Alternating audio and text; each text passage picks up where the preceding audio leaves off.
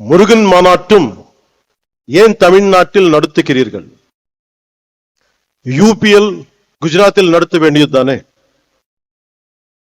என்று கேட்கிறார். இதன் மூலம் பிரிவினை செய்ய பார்க்கிறார். இது போல் சில கேட்கிறார்கள்.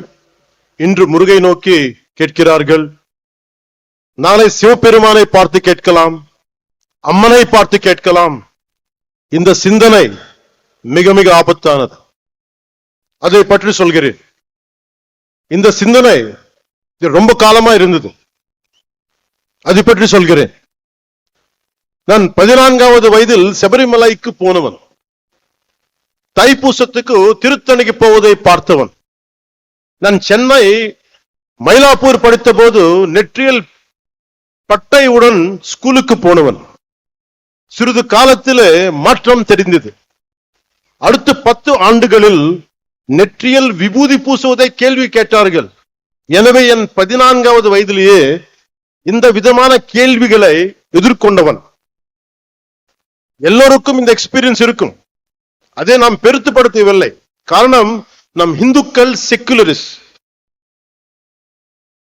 ஒரு கிறிஸ்தவராக இருக்கலாம், ஒரு முஸ்லிமாக இருக்கலாம்.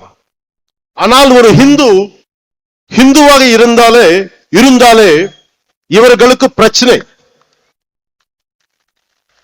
ஒருவன் ஹிந்துவாக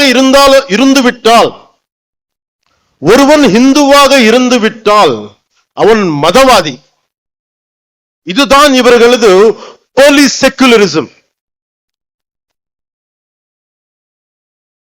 என் நம்பிக்கையை கொண்டாட எனக்கு உரிமை உள்ளது. அதை கேட்க நீங்கள் யார்? உங்கள் நம்பிக்கையை